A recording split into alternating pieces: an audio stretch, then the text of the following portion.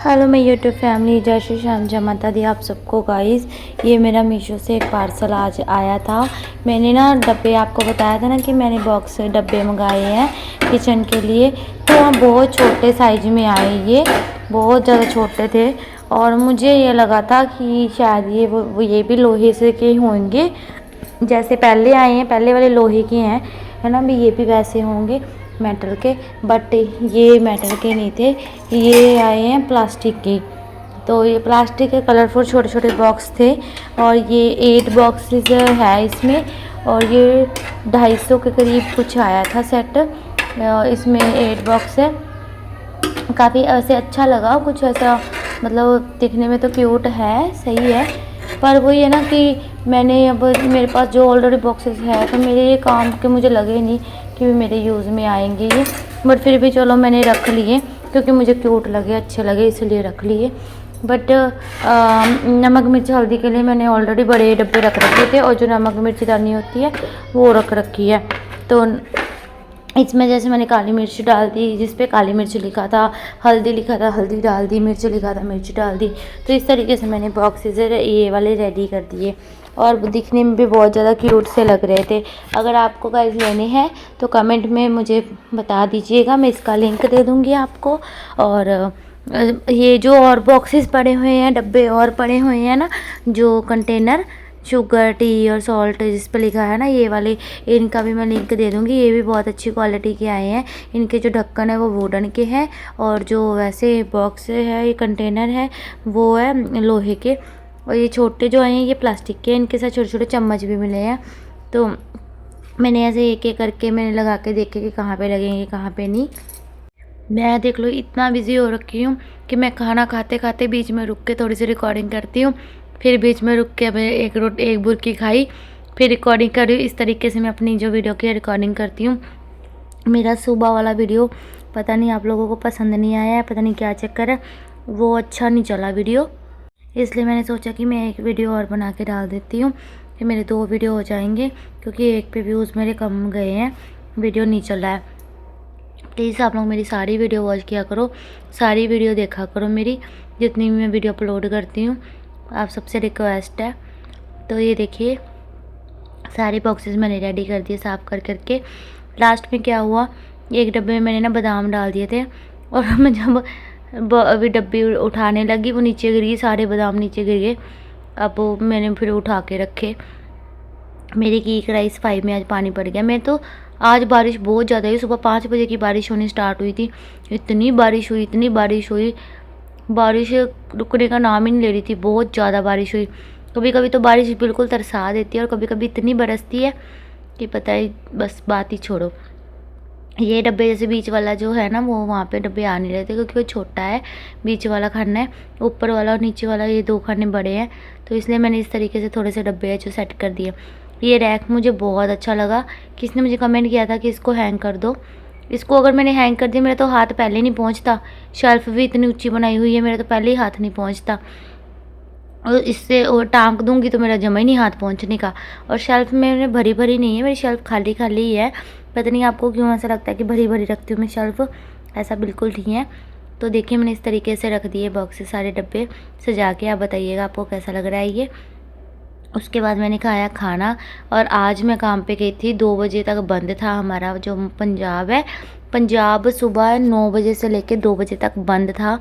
तो 2 बजे के बाद मार्केटें खुली हैं, फिर जाके मैंने 2 बजे है जो अपना काम पे गई हूँ, 2:30 बजे तैयार तुर होके। उसके बाद मैंने खाना वाना जैसे खाया, कॉफ़ी पी, है ना, फटाफट से मैं तैयार होकर चली गई। मेरे को आजकल ना नींद भी बहुत आती है, पता नहीं मैं थक जाती हूँ या पता नहीं मुझे क्या है, मुझे नींद बहुत आती है। या तो मेरा बीपी कम हो गया होगा, हो सकता है बीपी भी कई बार कम हो जाता है तब भी नींद बहुत आती है, तो बीपी की भी प्रॉब्लम हो सकती है। अब मैं तसल्ली से बैठ के अपने लिए रोटी लेके आई, थोड़ी सी पनीर की भुर्जी रखी हुई थी, उसे मैंने खा ली। प्रियांश को इस टाइम मम्मी के घर छोड़ के आई थी क्योंकि मुझे काम पे जाना था ना, तो मैं मम्मी के घर छोड़ आई थी। आते टाइम फिर मैं उसको लेने गई तो वो आया नहीं। फिर मम्मी कहती मैं इसको खाना खिला के नन्नू के हाथ भेज दूँगी वापस, मैं नन्नू छोड़ जाएगा इसको। और मैं फिर वापस आ गई थी, है ना। और हमारे उधर गली में ना मरगोर की आंटी जी है, एक आंटी जी थे, बहुत अच्छे थे बेचारे, उनकी डेथ हो गई। उनको मेरी मम्मी मेरी टेंशन लेके बैठी हुई है कि उनको भी मेरे वाली दिक्कत थी जो मुझे है। तो मम्मी कहती है कि तू अपना ख्याल नहीं रखती, दवाई नहीं लेती, तू परहेज किया कर, कहीं तेरे ना कुछ हो जाए। मम्मी मेरी टेंशन लेके बैठे। हो ही जाता है ना, एक माँ को अपने बच्चे की फ़िक्र हो ही जाती है। तो मम्मी कहती मैं सारी रात नहीं सोई टेंशन में, कहती मेरे लोड बढ़ गया दिमाग पे भी, कहीं तेरे को ना कुछ हो जाए, भी तू परहेज करा कर, तू अपनी दवाई लिया कर। और मेरे चाचा जी हैं, उनकी भी तबीयत अभी ठीक नहीं है, उनको भी मेडिसिन वगैरह से, उनका जो दवाई चल रही थी कि दवाई से उनके भी लीवर पे इफ़ेक्ट पड़ा, तो उसकी भी मम्मी टेंशन ले रहे थे कल। तो मम्मी ने मुझे फ़ोन करके बताया, मम्मी कह रही हुई मेरे ऐसे बेचारे के साथ ऐसे हो रहा है।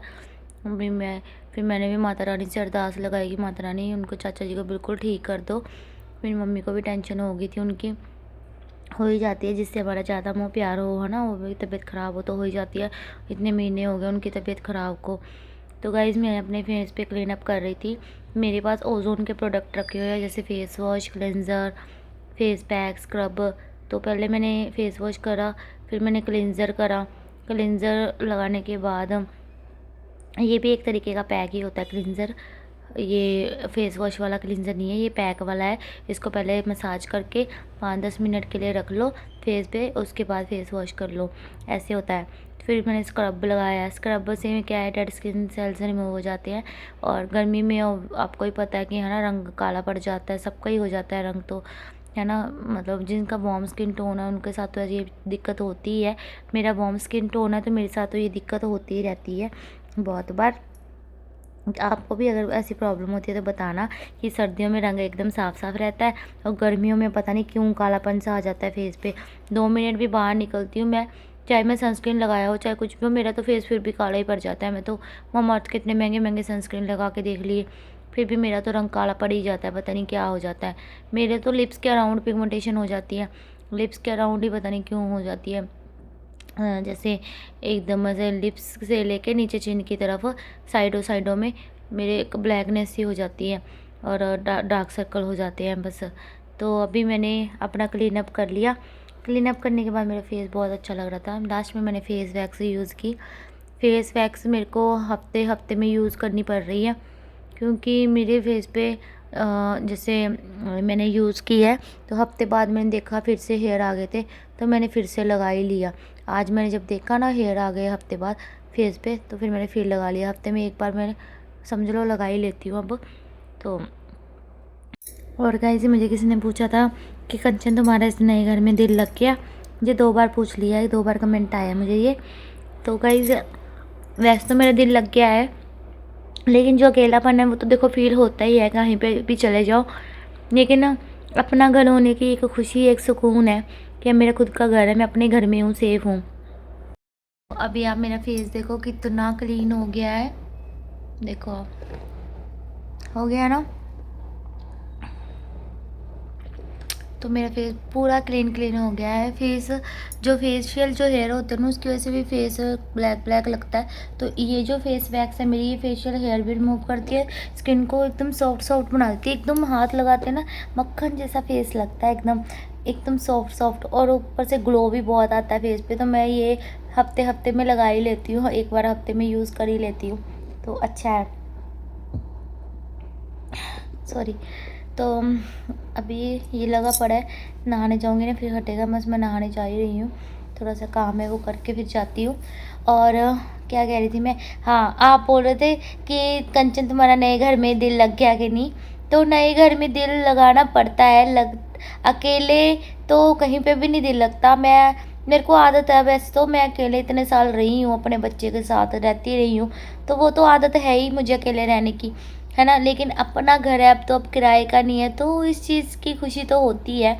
तो लेकिन मैं परेशान पता क्यों हो जाती हूँ, परेशान इसलिए हो जाती हूँ, कभी बिजली वाली दिक्कत आ गई, बिजली का काम करवाना है, बिजली ख़राब हो गई, लाइट ख़राब हो गई, कभी कोई सामान ख़राब हो गया, कभी कुछ हो गया, तो वो जो दिक्कतें आ रही हैं ना वो मुझे ज़्यादा परेशान करती हैं, वहाँ मैं परेशान हो जाती हूँ, फिर मुझे इरिटेशन होने लग जाती है। लेकिन अपना खुद का घर बना के, जो इसके पीछे इसको बनाने में जितनी मेहनत लगी है, मैं बना बनाए घर ले लेती तो मुझे वो सस्ता ही पड़ता और मेरा इतना हेडेक भी नहीं होता। लेकिन मेरे पास इकट्ठे पैसे नहीं थे, थोड़े करके ही मैंने अपना घर बनाया है। तो इतना सा घर बनाने में मुझे 3 साल लगे हैं। 3 साल में मैंने थोड़ा कर के घर बनाया है। तो मैं इसलिए मैं कह रही हूँ कि मतलब मैंने अपनी तरफ से जितनी हो सकता था उतना इन्वेस्टमेंट और इतनी मेहनत और स्ट्रगल की अपने घर के लिए। तो अब ये मेरे बच्चे के लिए मैं टेंशन फ्री हूँ कि मैं कहीं भी रहूँ, मेरे साथ कुछ भी हो लाइफ में, एटलीस्ट मेरे बच्चे के लिए उसका घर है, वो अपने घर में रह सकता है, वो अपने जगह कमा के वो खा सकता है। इतना तो उसके लिए मैंने कर दिया है, ठीक है। बस इस चीज़ के लिए मैं टेंशन फ्री हूँ अब मुझे इस चीज़ की कोई टेंशन नहीं है कि हाय मेरा घर नहीं है, हाय घर नहीं। सबसे बड़ी मेरी लाइफ की जो एक टेंशन थी कि मेरे बच्चे के लिए उसका घर हो, चाहे एक कमरा ही हो हमारे पास। तो मेरे पास इस घर में मैं 2 कमरे बना सकती थी, लेकिन वो बिछा सा घर लगता। मुझे घर चाहिए था खुला डुल्ला, क्योंकि मेरे बच्चे को ब्रीथिंग इश्यूज़ हो जाते हैं, तो मुझे खुला डुल्ला घर चाहिए था। इसलिए मैंने अपना घर ऐसा बनाया है जिसमें हवा रहती है, गर्मी नहीं लगती, खुला है। बाहर से माड़ी सी खिड़की खोल दूँ, इतनी हवा आती है। ऊपर सीढ़ियों का गेट खोल दूँ, फुल हवा आती है। तो मतलब हवादार घर है मेरा, एकदम बढ़िया। तो वेंटिलेशन की भी कोई दिक्कत नहीं है, अच्छे से क्रॉस होती है हवा वगैरह। तो जिस हिसाब से जगह कम थी उस हिसाब से मैंने अपना घर सही बनाया है, जैसा ही बनाया है। मैंने बेडरूम को बड़ा रखा है क्योंकि बिछा सा मुझे कमरा नहीं चाहिए था जहाँ पे मुझे सफोकेशन फील हो। खुला सा बेडरूम रखा है, खुला सारा सामान इसमें बढ़िया आराम से, चाहे 2 मंजे बिछा के लेट जाऊँ मैं, कोई गेस्ट आए 2 मंजे बिछा के लेट जाओ, इतना खुला मेरा घर का बेडरूम है। तो मैं खुश हूँ अपने घर में जैसे ही मेरा घर है। तो बाकी चलिए, दिल तो मेरा इस घर में लग गया है, लास्ट में मैं यही कहूँगी। तो चलिए वीडियो करती हूँ एंड मिलती हूँ नेक्स्ट वीडियो के साथ। प्लीज़ मेरी सारी वीडियो देखा कीजिए और कमेंट भी किया कीजिए, लाइक भी किया कीजिए। Thank you. न्यू हो तो सब्सक्राइब जरूर करके जाना, सब्सक्राइब नहीं करते हो आप मेरे चैनल को, सब्सक्राइब जरूर करके जाना। सो बाय बाय गाइस, जय श्री श्याम, जय माता दी।